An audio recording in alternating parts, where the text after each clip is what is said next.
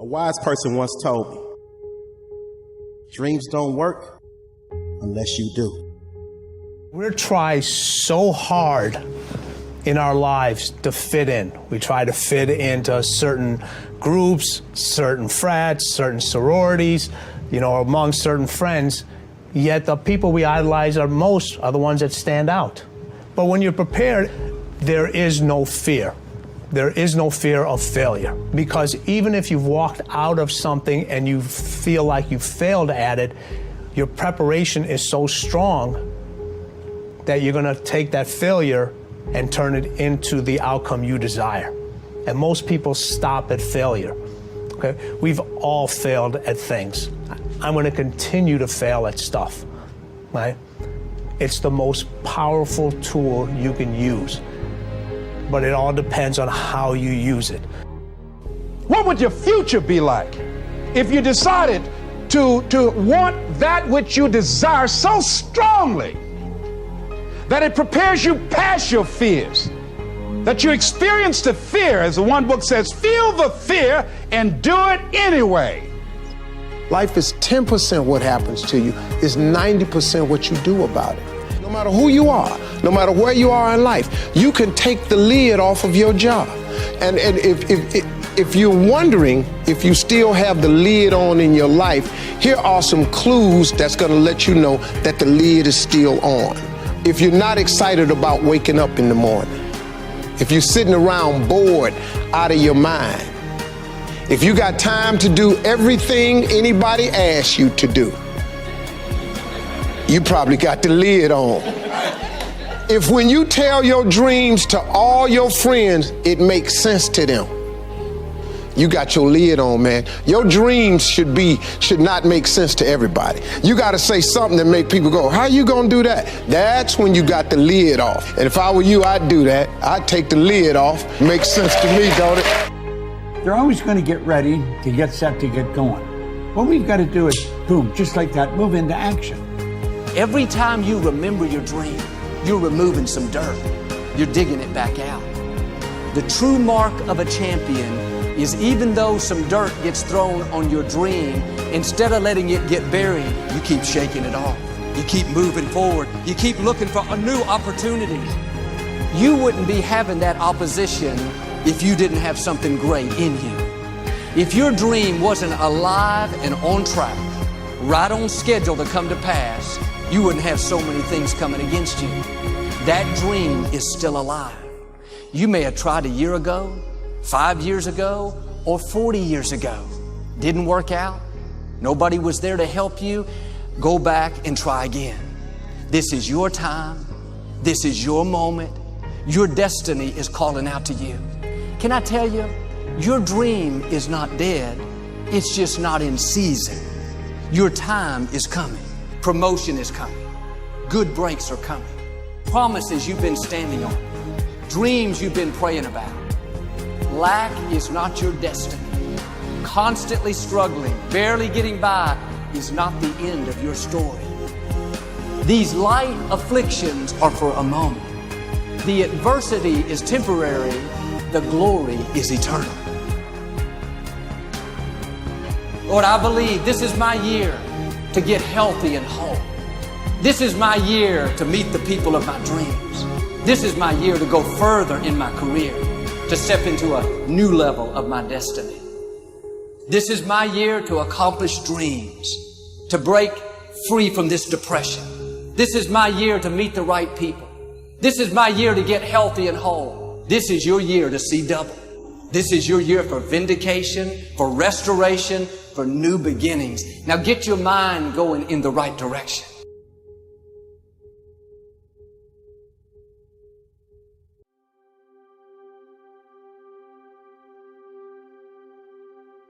Here's the secret.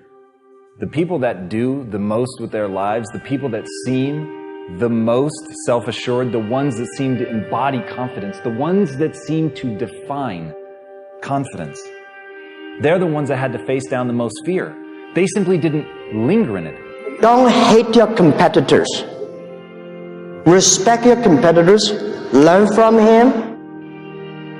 I had a very important person in my life come to me and say, who's your hero? And I said, I don't know, I got to think about that. Give me a couple of weeks. I said, I thought about it. You know who it is? I said, it's me in 10 years. So I turned 25 10 years later. That same person comes to me and goes, so are you a hero? And I was like, not even close. He said, why? I said, because my hero is me at 35. So you see, every day, every week, every month, and every year of my life, my hero is always 10 years away. I'm never going to be a hero. I'm not going to attain that. I know I'm not. And that's just fine with me because that keeps me with somebody to keep on chasing. That's the thing. Success and failure are generally slow processes. Either slowly building things up or gradually tearing them down.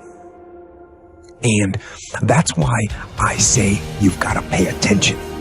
You have to watch. You have to watch every single second. Choose love, and don't ever let fear turn you against your playful heart.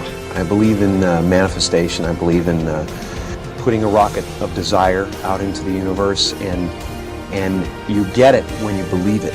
You get it when you believe you have it, and that's the key. So we want to get really sensitized, acutely sensitized, sensory acuity, to whether what we're doing is working or not. And by the way, sensory acuity is really the measure of a person's intelligence.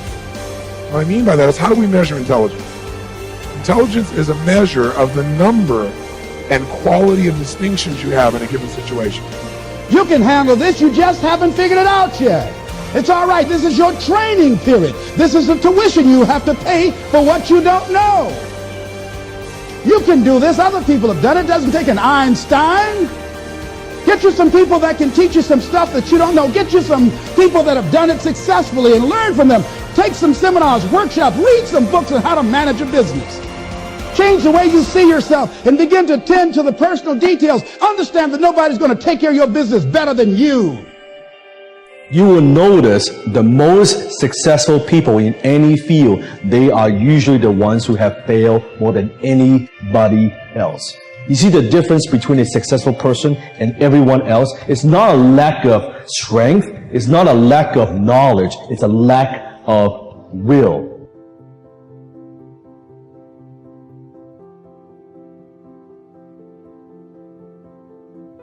You must experience what this life is totally, isn't it?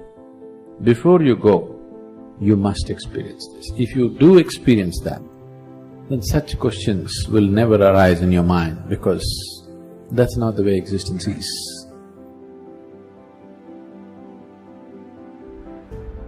It's up to you in a world where we're taught to look outside for answers, for a job that will make us happy, for money that will make us happy. The answer is within. We already have it.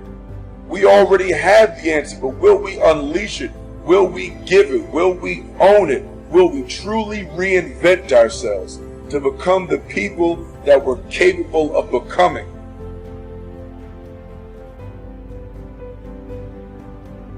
The bow too tightly strung is easily broken, says one of the Proverbs.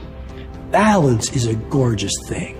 So be monomaniacal in your execution around your high-value targets, your HVTs, your mission plan, but also build in some rewards. And that's going to send a gorgeous message to your conscious and your subconscious mind that, hey, this daily practice of execution around my deliverables is a beautiful thing.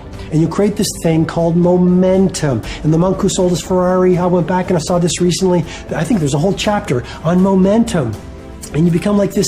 I love skiing. You start off small, but as you go down the slope, you pick up momentum. A lot of people say, Robin, where do I start? I want to start a new business. I want to become a better artist. I want to find the love of my life. I want to be a world-class creative. I want to multiply my financial life. Where do I start? You just start. You just start. There's great power in the start.